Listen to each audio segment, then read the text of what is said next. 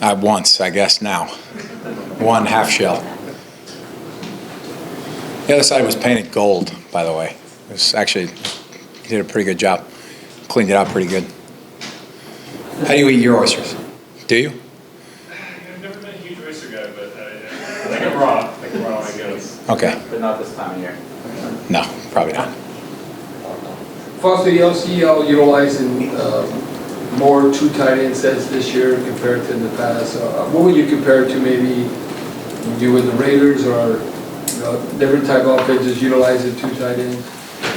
I mean, I see us being multiple, certainly. I don't know if that's exactly going to be our bread and butter, but if it is, that's obviously exciting for me. I love when guys from my room get on the field, and I mean, we'll just have to see when we're shooting real bullets. Now that he's back, just what does Juwan add to tight end room that was missing previously when he was rehabbing? Yeah, Juwan's got unbelievable juice. One of my favorite teammates that I'll ever play with. The guy just brings just a different twitch, a different speed factor, and he's just got a mentality, man. He's got a mindset, especially on game day. Like he comes out and it's really a do not F with me type mentality. But he brings that to practice and he brings that to our offense. How are you feeling health-wise this year versus how you played last year? Or what you had to play? Yeah, I mean, I actually got a full off season this year. Still had an ankle hang up that I was kind of working through. But last year I played, what was it? I played 13 out of 15 games with big, 3D printed ankle brace on my right ankle, and that was a whole trip in and of itself. But I feel great, and credit our medical team. Those guys, day in, day out, those guys are I promise you, they work harder than just about anyone in this building. It's. Did you see a 3D printed brace? Was it like a custom situation? Yeah, it's a little complicated to explain. It was kind of a more niche injury, but yeah, they essentially trying to create a buffer between where my peroneal retinacular tendon wouldn't flip over my ankle bone, and so we're pressing hard with this 3D printed brace that we had made, and shaving the ankle part, double-sided tape, pressing that thing in there, and then retaping over it, and it's like the Iron Giant for a few weeks until I got used to it. But credit those guys. I wouldn't have had any knowledge or fathom any way that I could have been playing. It's not really something that you normally play through, but we were experimental and we got through it. What kind of led you to the place where you were comfortable being experimental and playing through something like that? I mean, it sounds like something that people don't typically play through. Just the faith that some guys put in me to just be able to fight through injury and have enough of a pain tolerance, right? But also the trust that I had in our trainers that these guys would come up with a number of solutions, and we're going to exhaust every option until we found one that fit. And if it had to be surgery, it had to be surgery. But again, all the credit to those guys. They work. I mean, the earliest and the latest hours of genuinely almost anyone in the building, and they receive no credit. So this is me trying to do my small part and giving them a little bit. Did you do any kind of surgery or anything over the off season to get past it? Or? Yeah, I did. I had one in late January. Did the brace go on after the Carolina game? That was that injury. Yeah. How do you balance, your concern for your personal health, and yet a sense you want to play, obligation to your teammates, help your team out, and everything? How do you balance that with an injury? That's a really good question, and everyone has a different answer, right? But for me, this game's given me everything I've ever had, and I have to repay it in any possible way that I can. And even when I was back in Vegas with the Raiders, I'd consider it.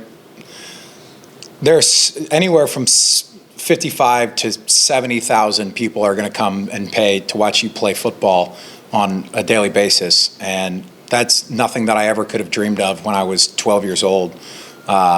So, you know, you go back to the old XFL, the XFL quarterback, I forget his name, but asking himself two questions like, all right, question one, do I have a pulse? Yes. Question two, am I alive and active on game day? Yes. Okay, so let's go play football. It's not necessarily to that demeanor, but if I'm healthy, I'm playing. And if I could run, I'll play. So you say everyone has a different answer. Does it ever cause, do those different answers ever cause tension within a team? I feel like you'd think they would, right? Because you kind of want everyone to hold the same standard, right? But no one really pays mind to that, if that makes sense. Like, if a guy's not able to go and it's a serious enough injury to where he finds it that he can't play, or he risks either further injuring himself or harming the team, like that can only be viewed from his lens, right? Perspective is everything in that mind. And for my injury, if it could have gotten worse, I would have had to have had surgery. But at the point I wasn't risking other injury by playing through an ankle, right? And plenty of other guys play through injuries. I am certainly not alone. Guys are playing through injuries right now on our team, trying to get to a preseason game to get film on tape. Like, that's the nature of the beast, because roster spots are valuable. Foster, how would you, a lot of fans are excited about the new offense, Clint Kubiak scheme. How would, maybe for them that have watched 2 preseason games and are wondering a little more about it, I know you're not going to give away any secrets, but can you describe maybe the difference in what we're seeing now and maybe what we will see for fans that might be wondering?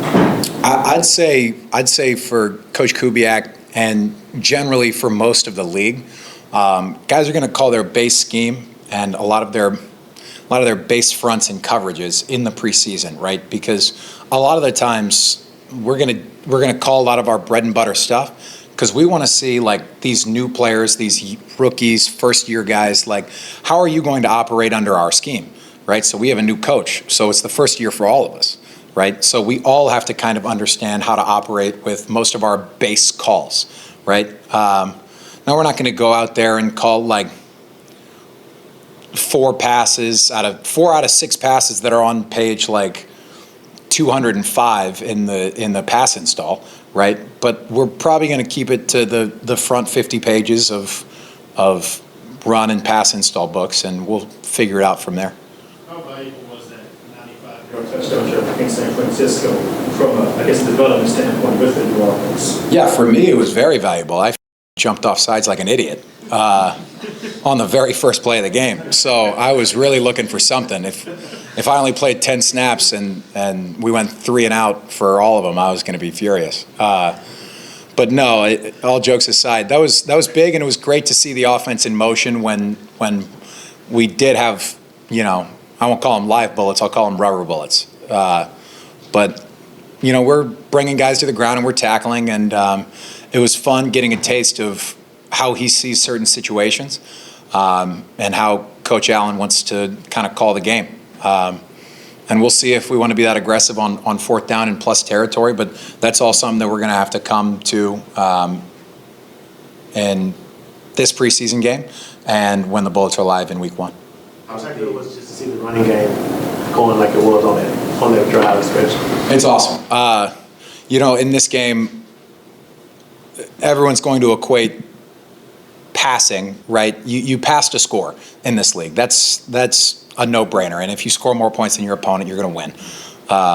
But in this game, you run the ball to win, right? If you can't run the ball, you can't control the game. You can't control the clock. You have to control the running game either offensively or defensively, or, I mean, you're going to have a terrible day, and you're going to come in on Monday and you're going to watch terrible film. So for us, being able to put the ball on the ground and actually get behind our big O-line, some hard-working tight ends, and some really strong and like explosive backs. Like that's what we want to do.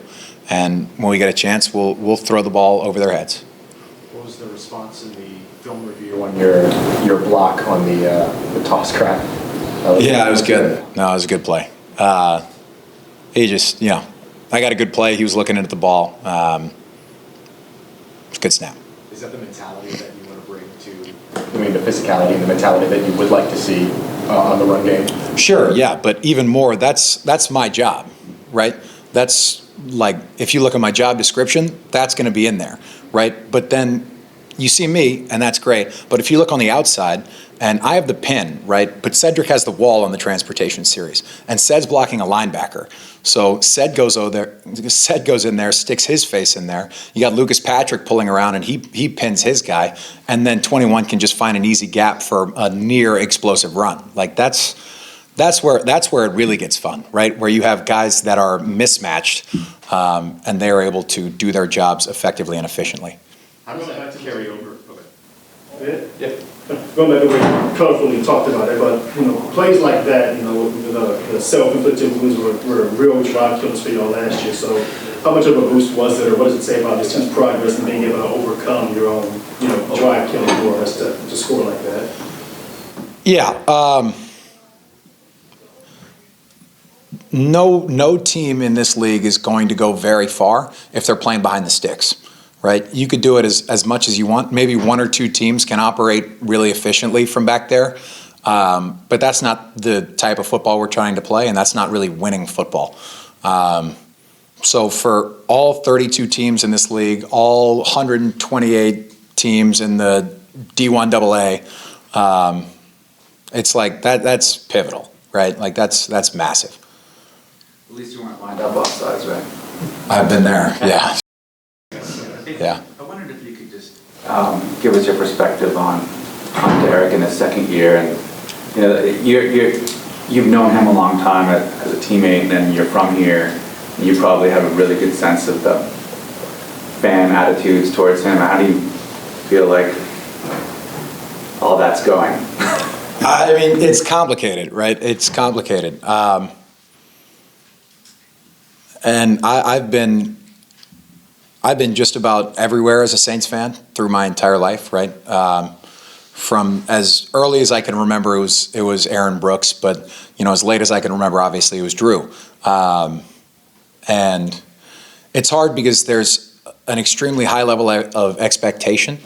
So accountability has to be up, and I do believe this year that our accountability is up. So it'll be interesting to see how we respond. But I think Derek looks great. I think he's had a great camp. I think most all of my teammates would echo that sentiment. And I'm excited to watch us work. That being said, your accountability seems like you're like the accountability enforcer out there, it seems. Was that more of a point to on your part this year? I know you're always vocal, but I think I'm just the loudest, I'll be honest. That's what DA would tell me. But I don't know. There's plenty of guys who shed tons of accountability on people. I just have a little bit of knowledge, and I'd be remiss if I didn't try to share it, because I love these guys and I care a lot about these guys, and I want us to be great, and I want us to win a lot of games, and it doesn't happen if someone isn't holding someone accountable. So if it's me sometimes, right? And I don't really like being that guy because I love everyone, but sometimes you get a little red ass. Most when you think this season, how important is it?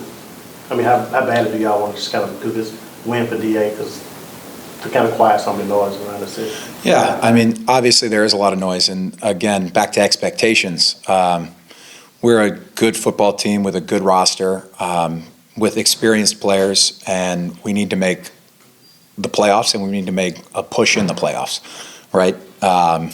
So good enough is never really truly good enough. So you could have a winning season all you want. You could have all these accolades and all these stats and all these Pro Bowlers, but there's one winner in this league, and then there's a whole lot of losers, right? And you could do that as long as you want. But For us, we're trying to win. We're trying to win now. That is apparent and obvious to everyone.